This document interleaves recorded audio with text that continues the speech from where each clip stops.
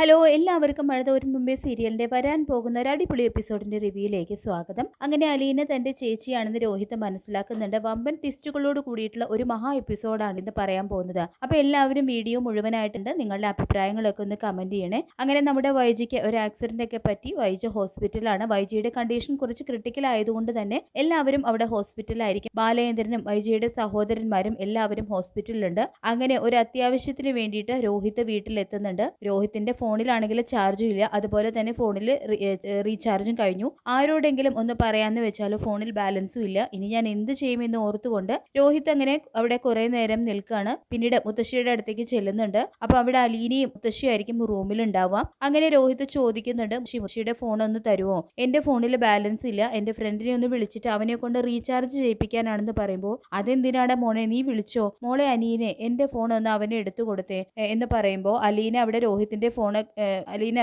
രോഹിത്തിന് ഫോണൊക്കെ എടുത്തു കൊടുത്തിട്ട് രോഹിത്തിന് വേണ്ടിയിട്ട് ഒരു ചായ ഉണ്ടാക്കാനായിട്ട് അടുക്കളയിലേക്ക് പോകുന്നു. അങ്ങനെ രോഹിത് തന്റെ ഫ്രണ്ടിനെ വിളിക്കുന്നുണ്ടെങ്കിലും അവൻ ഫോൺ എടുക്കുന്നില്ല. എന്തായാലും മിസ് കോള് കണ്ടു കഴിഞ്ഞാൽ അവൻ എന്നെ തിരിച്ചു വിളിച്ചോളും, അപ്പൊ എന്നോടൊന്ന് പറഞ്ഞാൽ മതി എന്നെല്ലാം പറഞ്ഞുകൊണ്ട് രോഹിത് റൂമിലേക്ക് പോകുന്നുണ്ട്. മുത്തശ്ശിയോട് പറഞ്ഞതിന് ശേഷം മുറിയിലേക്ക് പോകുന്നു. അങ്ങനെ പിന്നീട് കുറച്ച് സമയം കഴിയുമ്പോൾ രോഹിത്തിന്റെ കൂട്ടുകാരൻ മുത്തശ്ശിയുടെ ഫോണിലേക്ക് വിളിക്കുന്നുണ്ട്. അപ്പൊ അലീന ആ ഫോൺ റിങ് ചെയ്യുന്നത് കണ്ടിട്ട് രേവതി കുട്ടിയാണെന്ന് വിചാരിച്ചിട്ട് കിച്ചണിൽ നിന്നും ഓടി റൂമിലേക്ക് വരും. എന്നിട്ട് ഫോൺ എടുത്ത് നോക്കുമ്പോൾ അത് അറിയാത്ത ഒരു നമ്പറാണ്. അപ്പൊ ഇതാരാ ഇപ്പൊ മുത്തശ്ശിയുടെ നമ്പർ, ഇങ്ങനെ ഒരാളുടെ അറിയില്ലല്ലോ, പിന്നെ ആരായിരിക്കും എന്നൊക്കെ ഓർത്തുകൊണ്ട് അലീന അവിടെ ഇങ്ങനെ കുറച്ചു നേരം ചിന്തിച്ചു നിൽക്കും. അപ്പൊ മുത്തശ്ശി പറയുന്നുണ്ട്, മോളെ അലീന, അത് രോഹിത്തിന്റെ ഫ്രണ്ടാണ് വിളിക്കുന്നത്. നേരത്തെ രോഹിത് മോൻ വിളിച്ചപ്പോ അവനെ കിട്ടില്ല, മോളെ എന്തായാലും ആ ഫോൺ ഒന്ന് അവന് കൊണ്ടുപോയി കൊടുത്തേക്ക് എന്ന് പറയുമ്പോൾ, ശരി മുത്തശ്ശി, ഞാനിത് കൊടുത്തിട്ട് വരാം എന്ന് പറഞ്ഞുകൊണ്ട് അലീന മുകളിലേക്ക് പോവാണ്. എന്നിട്ട് രോഹിത്തിനെ വിളിച്ച് ആ ഫോണൊക്കെ കൊടുത്ത് അലീന താഴേക്ക് തന്നെ ഇറങ്ങി വരിക.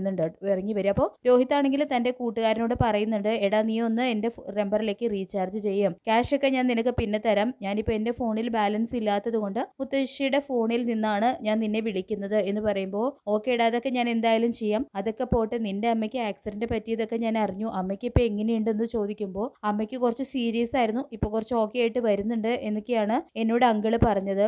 എന്തായാലും കുറച്ച് കഴിഞ്ഞ് എനിക്ക് ഹോസ്പിറ്റലിലേക്ക് പോകാനുള്ളതാണ്, നീ എന്തായാലും വേഗം ഒന്ന് റീചാർജ് ചെയ്യേ എന്നെല്ലാം പറഞ്ഞുകൊണ്ട് രോഹിത് ഫോൺ എല്ലാം വെക്കുന്നുണ്ട്. പിന്നീട് രോഹിത് മുത്തശ്ശിയുടെ ഫോൺ അടിമുടി ഒന്ന് നോക്കും, അതിലത്തെ സെറ്റിംഗ്സ് എല്ലാം ഒന്ന് നോക്കുന്നുണ്ട്. അപ്പൊ ഇത് ഏതാണ് ഫോൺ എന്നെല്ലാം മറിച്ച് നോക്കുന്നുണ്ട് കേട്ടോ. മുത്തശ്ശിക്ക് എന്തിനാ ഈ വയസ്സാം കാലത്ത് ടച്ച് ഫോൺ എന്നെല്ലാം പറഞ്ഞുകൊണ്ട് ജസ്റ്റ് ഒന്ന് ഓൺ ആക്കി നോക്കുകയാണ്. അപ്പൊ അതിൽ വാട്സപ്പ് കാണും. ഓ, മുത്തശ്ശിയൊക്കെ ന്യൂ ജനറേഷൻ ആയോ, വാട്സപ്പ് ഒക്കെ യൂസ് ചെയ്യുന്നുണ്ടോ എന്നൊക്കെ പറഞ്ഞു നോക്കുമ്പോൾ രോഹിത്തിന്റെ കണ്ണിൽ ആ ഒരു വലിയ രഹസ്യം കാണുന്നുണ്ട് കേട്ടോ. അതായത് മുമ്പൊരിക്കൽ അലീനയും രേവതിക്കുട്ടിയും സംസാരിച്ചിട്ടുള്ള ആ ഒരു വോയിസ് ക്ലിപ്പ് ഉണ്ടല്ലോ, അത് ബാലചന്ദ്രൻ തന്റെ ഫോണിലേക്ക് സെൻഡ് ആക്കിയതൊക്കെ രോഹിതിന്റെ കണ്ണിൽ പെടുന്നുണ്ട്. അപ്പൊ അച്ഛൻ എന്തിനാ മുത്തശ്ശിയുടെ ഫോണിൽ നിന്നും വോയിസ് ക്ലിപ്പ് ഒക്കെ അച്ഛന്റെ ഫോണിലേക്ക് ഉണ്ടാക്കിയത്, ഇതെന്തായിരിക്കും എന്നൊക്കെ പറഞ്ഞുകൊണ്ട് അലീനയും രേവതിക്കും സംസാരിച്ച കാര്യങ്ങളൊക്കെ ഉണ്ടല്ലോ, അലീന വൈജിയുടെ മകളാണെന്നുള്ള സത്യങ്ങളും പിന്നെ രോഹിത് അന്ന് അലീന ആക്രമിക്കാൻ വന്ന കാര്യങ്ങളൊക്കെ അലീന രേവതിക്കുട്ടിയോട് പറഞ്ഞിട്ടുള്ളത്, അപ്പൊ അതെല്ലാം തന്നെ രോഹിത് ആ വോയിസ് ക്ലിപ്പ് ഓൺ ചെയ്ത് കേൾക്കുന്നുണ്ട്. അപ്പൊ ഇത് കേട്ടതും രോഹിത് അവിടെ ആകെ ഷോക്കായിട്ട് നിൽക്കുകയാണ്. അപ്പൊ ഇത്രയും ദിവസം എനിക്ക് വെച്ച് വിളമ്പി തന്നത് എന്റെ സ്വന്തം ചേച്ചിയായിരുന്നു എന്നൊക്കെ പറഞ്ഞുകൊണ്ട് രോഹിത് അവിടെ പൊട്ടിക്കരയാണ്. ഞാൻ എന്റെ ചേച്ചിയാണല്ലോ ഹരിയുടെ കൂടെ കൂടി നശിപ്പിക്കാൻ നോക്കിയത്, ഞാൻ ഇനി എങ്ങനെ എന്റെ ചേച്ചിയുടെ മുഖത്ത് നോക്കും, ഞാൻ എന്തൊരു വൃത്തികെട്ടവനാണ്, സ്വന്തം ചേച്ചിയെ നശിപ്പിക്കാനായിട്ട് നോക്കി എന്നെല്ലാം പറഞ്ഞുകൊണ്ട് രോഹിത് സ്വന്തം മുഖത്ത് അടിച്ചുകൊണ്ട് അവിടെ ഒരേ കരച്ചിലാണ് കേട്ടോ.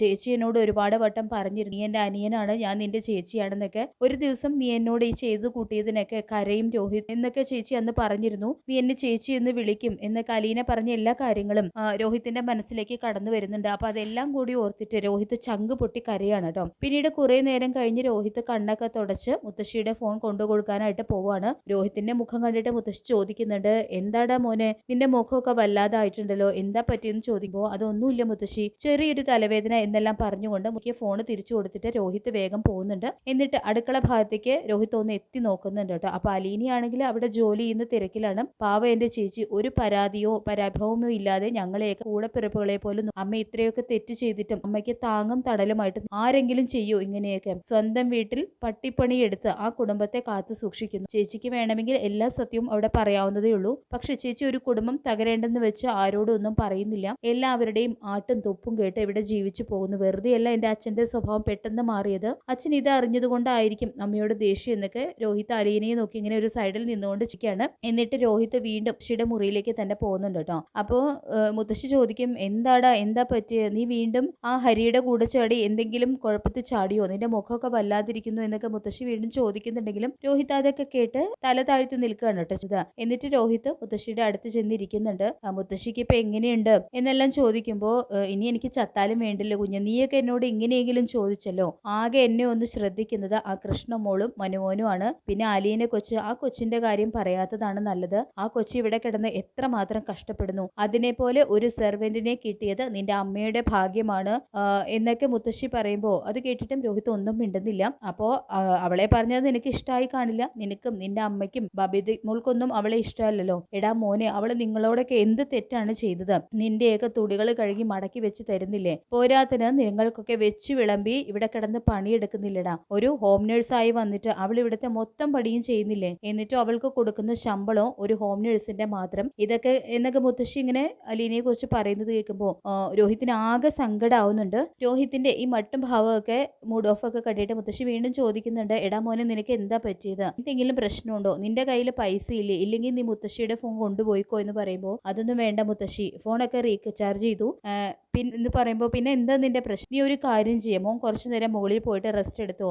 അപ്പൊ മോന്റെ ഈ വയ്യായികയൊക്കെ മാറിക്കോളും. മോൻ എന്തെങ്കിലും ആവശ്യം ഉണ്ടെങ്കിൽ അലീനയെ വിളിച്ചാൽ മതി, മോൻ ചെല്ലേ എന്നൊക്കെ പറഞ്ഞുകൊണ്ട് മുത്തശ്ശി രോഹിത്തിനെ അവിടെ നിന്നും പറഞ്ഞയക്കുകയാണ് ചെയ്യുന്നത്. അപ്പൊ രോഹിത് അങ്ങനെ മുകളിലേക്ക് പോകുന്നുണ്ട്. പിന്നീട് അലീന മുത്തശ്ശിയുടെ അടുത്തേക്ക് വരുമ്പോൾ മുത്തശ്ശി ചോദിക്കുന്നുണ്ട്, എടി കൊച്ചെ, രോഹിത് നിന്നോട് വല്ലതും പറഞ്ഞു പറയുമ്പോൾ ഇല്ല മുത്തശ്ശി, എന്താന്ന് ചോദിക്കുമ്പോൾ അല്ലടി മോളെ, അവൻ എന്തോ ഒരു വിഷമമുണ്ട്, ആകെ വിഷമിച്ചാണ് അവൻ ഇവിടെ നിന്ന് പോയത്. എന്റെ ഫോൺ കൊണ്ടുപോകുന്നത് വരെ അവന് ഒരു കുഴപ്പമില്ലായിരുന്നു. പിന്നെ ഫോൺ തിരിച്ചു കൊണ്ടുവരുമ്പോൾ അവൻ ആകെ മൂഡ് ഓഫ് ആണ്. ഇനി വൈജിക്ക് എന്തെങ്കിലും പറ്റിയിട്ടുണ്ടാവോ എന്നൊക്കെ മുത്തശ്ശി ഇങ്ങനെ പരിഭ്രമത്തോട് ചോദിക്കുമ്പോൾ അലീന പറഞ്ഞു കൊടുക്കുന്നുണ്ട്, അത് അവൻ ആ ഒരു കേസിൽ കുടുങ്ങിയതുകൊണ്ടായിരിക്കും, മയക്കുമരുന്ന് കേസിൽ ആ ഹരി അവനെ ചതിച്ചതാണ്, അതായിരിക്കും അവന്റെ സങ്കടം. മുത്തശ്ശിക്കൊന്നും അവനെ പറഞ്ഞ് മനസ്സിലാക്കി കൂടായിരുന്നു ആ ഹരിയുമായിട്ടുള്ള കൂട്ടുകെട്ട് ഒഴിവാക്കാനായിട്ട് എന്നെല്ലാം അലീന പറയുമ്പോൾ ഞാൻ അതൊന്നും പറയാൻ പോയില്ല കൊച്ചെ, അവൻ ആകെ സങ്കടത്തിലാണ്, എനിക്ക് അവനെ കണ്ടിട്ട് ഒന്നും പറയാൻ തോന്നിയില്ല. ഇനി വൈജയ്ക്ക് എന്തെങ്കിലും കുഴപ്പമുണ്ടോ എന്ന് എന്റെ പേടി.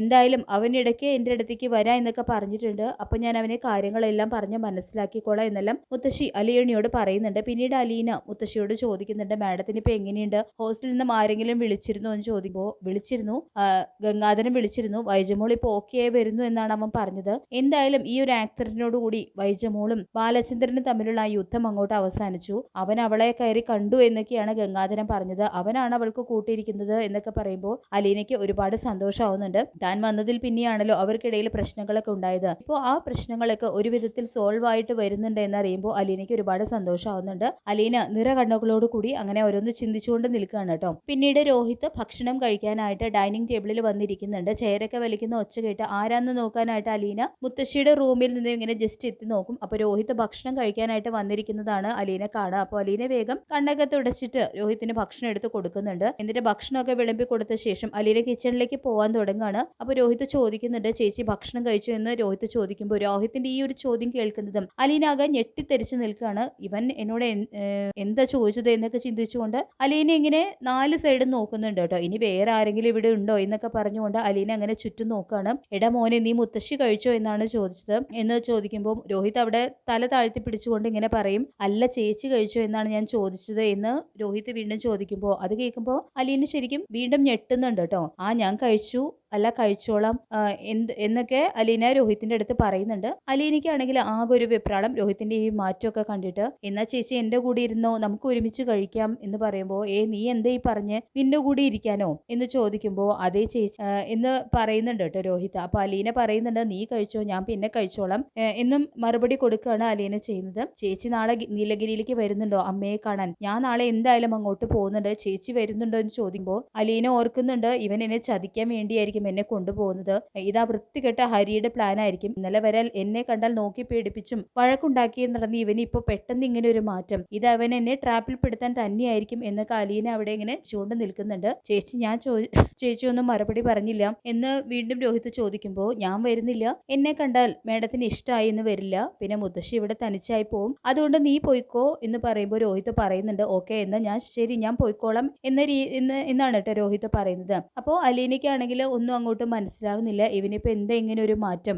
ഒടുവിൽ രണ്ടും കൽപ്പിച്ച് അലീന ചോദിക്കുന്നുണ്ട്, രോഹിത്തെ നീ ഇപ്പൊ ഇങ്ങനെ പറഞ്ഞത് നീ എന്നെ ട്രാപ്പിലാക്കാൻ വേണ്ടിയിട്ടാണോ? ഇതാ ഹരിയുടെ പ്ലാൻ ആയിരിക്കും അല്ലേ, എന്നെ നശിപ്പിക്കാനല്ലേ നിങ്ങളുടെ പ്ലാൻ എന്ന് ചോദിക്കുമ്പോൾ, അയ്യോ അല്ല ചേച്ചി, ഞാനിപ്പോൾ അവനുമായിട്ട് ഒരു കൂട്ടുകെട്ടും ഇല്ല എന്ന് പറയുമ്പോൾ, എന്നിട്ടാണോ നീ ഇപ്പൊ എന്നോട് വരുന്നുണ്ടോ എന്ന് ചോദിച്ചത്? ഇത്രയും ദിവസം ഇല്ലാത്ത സ്നേഹമാണല്ലോ നിനക്കിപ്പോ എന്നോട് പെട്ടെന്ന് നീ എന്നെ എന്നൊക്കെ അലീന പറയുന്നുണ്ട്. തുടർന്ന്, രോഹിത്തെ നിന്റെ ചേച്ചിയെ പോലെ കരുതി ഞാൻ നിന്നോട് പറയാണ്, ആ ഹരി പറയുന്നത് കേട്ട് നീ ജീവിച്ചു കഴിഞ്ഞാൽ നിന്റെ ജീവിതം നശിച്ചു പോവുകയുള്ളൂ. അവൻ നിന്നെ കുടുക്കും, നിന്റെ ലൈഫ് വെച്ചിട്ടാണ് മോനെ അവൻ കളിക്കുന്നത് എന്നൊക്കെ പറയുമ്പോൾ എനിക്ക് മനസ്സിലായി ചേച്ചി. എന്തായാലും ഞാൻ ഇനി അവൻ എന്ത് പറഞ്ഞാലും വിശ്വസിക്കാൻ പോകുന്നില്ല. എന്നാലും ഞാൻ പറയാണ് ചേച്ചി എന്നോട് സോറി ചേച്ചി എന്നെല്ലാം പറഞ്ഞുകൊണ്ട് രോഹിത് ഭക്ഷണം പോലും കഴിക്കാതെ അവിടെ നിന്ന് എഴുന്നേറ്റ് പോവാണ് കേട്ടോ. ഇവൻ എന്താ പറ്റിയത്? എന്തായാലും അവൻ എന്നോട് മനസ്സിൽ തട്ടിയ പോലെ തന്നെയാണ് സംസാരിച്ചത്. ഇവൻ എന്തൊക്കെയോ അറിഞ്ഞതുപോലെയാണ് അവന്റെ സംസാരം എന്നൊക്കെ ചിന്തിച്ചുകൊണ്ട് അലീന അവിടെ നിൽക്കുന്നുണ്ട്. അതുപോലെ രോഹിത് ഭക്ഷണം കഴിക്കാതെയാണല്ലോ പോയത്. അപ്പൊ ഈ ഭക്ഷണം അവന്റെ റൂമിൽ കൊണ്ടു കൊടുക്കാം എന്നെല്ലാം പറഞ്ഞുകൊണ്ട് രോഹിത്തിന്റെ മുറിയിലേക്ക് ഭക്ഷണമായിട്ട് അലീന പോവാണ്. എന്നിട്ട് ഡോറിൽ മുട്ടുമ്പോൾ രോഹിത് പറയുന്നുണ്ട് അകത്തേക്ക് വരാനായിട്ട്. എന്നിട്ട് അലീന ഭക്ഷണം ടേബിളിൽ വെച്ചിട്ട് പോകും. അലീന പോകാൻ നേരം രോഹിത്തിനെ ഇങ്ങനെ തിരിഞ്ഞു നോക്കിയാണ് കേട്ടോ പോകുന്നത്. അപ്പൊ രോഹിത് ആണെങ്കിലും മനസ്സിൽ പറയുന്നുണ്ട്, എന്റെ ചേച്ചി, എന്റെ പാവം ചേച്ചി എന്നോട് ക്ഷമിക്കണേ, എനിക്ക് ചേച്ചിയുടെ കാലിൽ വീണ് മാപ്പ് പറയണേ എന്നൊക്കെയുണ്ട്. പക്ഷെ ഇപ്പോൾ അതിന് പറ്റിയൊരു സാഹചര്യമല്ല. എന്നാലും എന്തിനും ഏതിനും എന്റെ ചേച്ചിയുടെ കൂടെ താങ്ങും തണലുമായിട്ട് ഈ അനിയനുണ്ട് എന്നൊക്കെ രോഹിത് ഇങ്ങനെ മനസ്സിൽ പറയാണ്. എന്തായാലും രോഹിത് സത്യങ്ങൾ മൊത്തം തിരിച്ചറിഞ്ഞു കഴിഞ്ഞു. ഇനി സത്യങ്ങൾ അറിയാനായിട്ട് പ്രധാനമായിട്ടും വൈജിയാണ്. രോഹിത് ആണെങ്കിലും അതുപോലെ കൃഷ്ണമോൾക്കാണെങ്കിലും ഇപ്പൊ സത്യങ്ങളൊക്കെ അറിയാം എന്നത് അലീനയ്ക്ക് ഇതുവരെയായിട്ടും അറിയില്ല. അതുപോലെ നമ്മുടെ വൈജ സത്യങ്ങൾ അറിയാൻ വേണ്ടി നീലഗിരിയിലേക്ക് പോകുന്നതിനിടെയാണ് വൈജയ്ക്ക് ആ ഒരു വലിയ ആക്സിഡന്റ് സംഭവിക്കുന്നത്. ഇതോടുകൂടി വൈജ ഇനി കുറച്ചു കാലം കിടപ്പിലാവുന്നുണ്ട്. അതേസമയം ഈ ഒരു സമയത്ത് വൈജയെ നോക്കുന്നത് അലീന തന്നെയാണ്. എന്തായാലും മഴതോരിൻ മുംബൈയിൽ ഇനി സംഭവബഹുലമായിട്ടുള്ള തകർപ്പിസോഡുകളാണ് വരാനായിട്ടിരിക്കുന്നത്. എല്ലാം നമുക്ക് കാത്തിരുന്ന് കാണാം. അപ്പോൾ ഈ റിവ്യൂ നിങ്ങൾക്ക് ഇഷ്ടമായിട്ടുണ്ടെങ്കിൽ വീഡിയോ ലൈക്ക് ചെയ്യാനും ചാനൽ ഒന്ന് സബ്സ്ക്രൈബ് ചെയ്ത് സപ്പോർട്ട് ചെയ്യാനും മറക്കല്ലേ. താങ്ക്